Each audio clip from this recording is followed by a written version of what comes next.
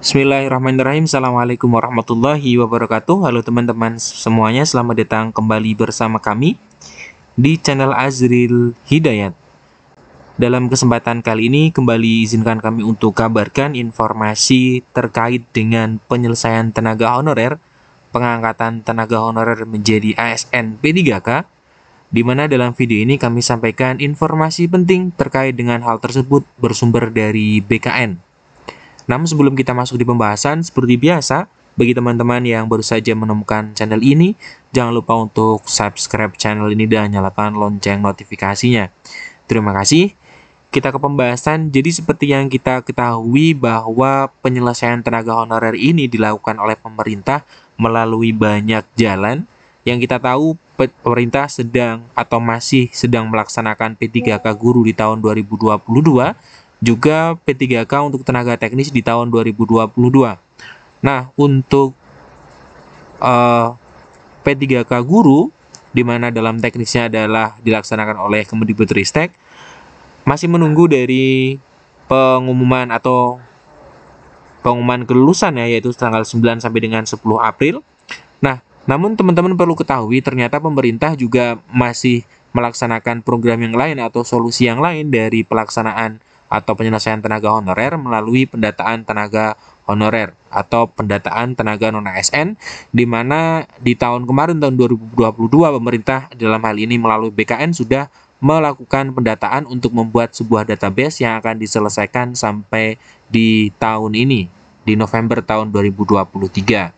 Nah, bagi teman-teman, ada informasi terkait dengan hal ini bahwa sebelum kita ketahui ya, kami juga sudah melakukan mengupdate informasi. Jadi dalam hari ini adalah Menpan RB atau Menteri Pendayagunaan Aparatur Negara dan Reformasi Birokrasi, dia sudah melayangkan surat tertanggal 14 Maret 2023 tentang pengadaan aparatur sipil negara tahun 2023.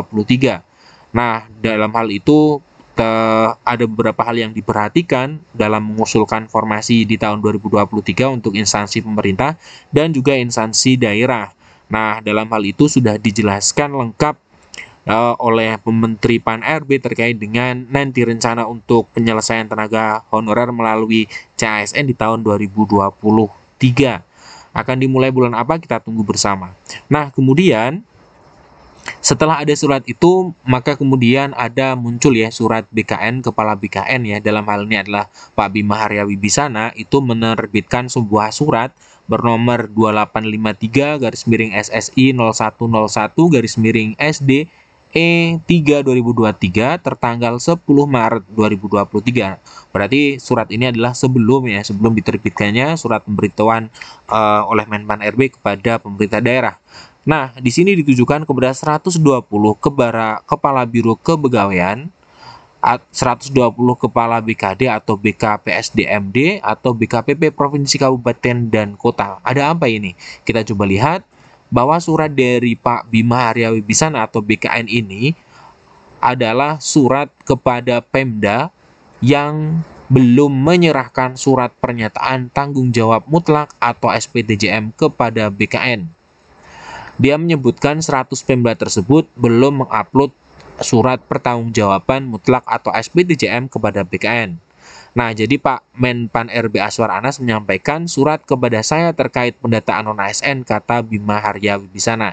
Jadi Bapak Menpan menyerahkan surat kepada Bapak Kepala BKN untuk menerbitkan surat terhadap 120 tadi instansi yang belum mengupload SPTJM. Kenapa ini penting? Karena itu menjadi sebuah database yang nanti akan diselesaikan di tahun 2023 ini. Nah, kita coba lihat ada 4 poin ya, 4 poin penting yang ada di dalam surat BKN tersebut. Yang pertama, berdasarkan data yang tercatat dalam aplikasi pendataan non-ASN, secara keseluruhan 120 instansi pusat dan daerah belum menyelesaikan tahapan upload atau unggah SPTJM. Yang pertama.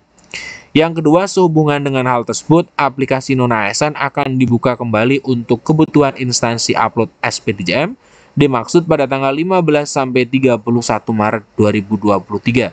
Jadi sekarang sudah dibuka ya. Nah, sampai akhir tanggal 31 Maret tahun 2023. Ini untuk tadi ya, untuk instansi. Kemudian dalam pokok surat tersebut juga dijelaskan untuk memastikan jumlah pegawai non-ASN hasil pendataan tahun 22, maka setelah berakhirnya batas upload SPDJM tanggal 31 Maret 2023 tidak akan ada perpanjangan lagi. Jadi ini adalah masa injury time atau tambahan waktu yang diberikan oleh BKN. Kemudian dalam hal instansi tidak dapat memenuhi kewajiban tersebut di atas sampai dengan waktu yang ditentukan, maka data yang sudah masuk tidak dapat dijadikan sebagai data dasar tenaga honorer. Nah, bagi instansi pusat dan daerah yang belum mengunggah SPDJM, silahkan diunggah karena sistem pendataan non-ASN sudah dibuka sejak 15 Maret. Ingat, ditunggu paling lambat 31 Maret, lewat itu dianggap tidak punya tenaga honorer, tegas Bima Haria Wibisana. Nah, ini sangat krusial teman-teman, terutama bagi teman-teman yang masuk di dalam 120 instansi tersebut, karena memang ini nantinya akan menjadi sebuah database yang sangat krusial.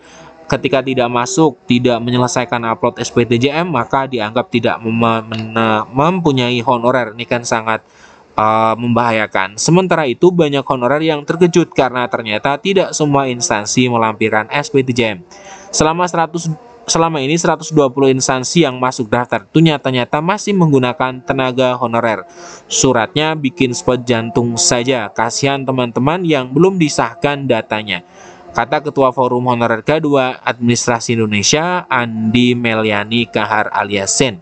Sen menghimbau kepada honorer K2 yang bekerja di 120 instansi untuk melakukan pendekatan dengan Pemda masing-masing. Nah, langkah ini penting untuk keamanan data masing-masing tenaga non-ASN, apalagi honorer K2 untuk kedua kali ini masuk database BKN lagi. Nah, ini teman-teman, honorer K2 kita tahu bahwa sudah masuk di database, kemudian ini adalah BKN membuat database kembali sebagai pembaruan tersebut untuk mengetahui jumlah real dari tenaga honorer yang akan diselesaikan melalui jalan yang akan ditempuh oleh pemerintah. Nah, kemudian jangan sampai honorer K2 yang sudah masuk database tiba-tiba tidak masuk database versi terbaru. Masih ada waktu, segera dikawal Pemda. Nah, jadi ini ya kami ulangi, hal ini sangat krusial karena memang database yang baru ini, database versi terbaru yang dirilis BKN pendataan tahun 22 itu akan menjadi database yang sebagai dasar oleh pemerintah untuk menyelesaikan tenaga honorer. Tentunya pemerintah juga melakukan beberapa terobosan, beberapa cara untuk menyelesaikan tenaga honorer lewat salah satunya tadi ya CASN tahun 22 melalui P3K guru, kemudian kita tahu melalui CASN baik P3K ataupun CPNS di tahun 2023 yang akan segera digelar. Nah, dengan cara-cara ini namun pemerintah juga harus memastikan adanya database BKN, di mana database tersebut menjadi database kunci dari pemerintah, data yang valid sehingga bisa membuat sebuah peta jalan, membuat sebuah kebijakan yang dapat menyelesaikan tenaga honorer tersebut. Nah, jadi teman-teman yang belum masuk di dalam database BKN, maka segera untuk mengawal Pemdanya, BKPSDM, BKN atau BKPP untuk segera menyelesaikan upload sampai tanggal 31 Maret tahun 2023 terkait dengan surat pertanggungjawaban mutlak oleh PPK atau pejabat kepegawaian di instansi atau instansi pusat ataupun instansi daerah. Nah, ini teman-teman informasi dari BKN terkait dengan surat yang dilayangkan kepada 120 Pemda terkait penyelesaian tenaga honorer di tahun 2023 ini. Terima kasih teman-teman telah menyimak. Kalau ada pertanyaan silahkan tanyakan di kolom komentar. Insya Allah kami akan selalu update informasi mengenai penyelesaian tenaga honorer baik lewat ASN P3K, guru ya ataupun teknik dan juga CPNS di tahun 2023. Kami akhiri, assalamualaikum warahmatullahi wabarakatuh.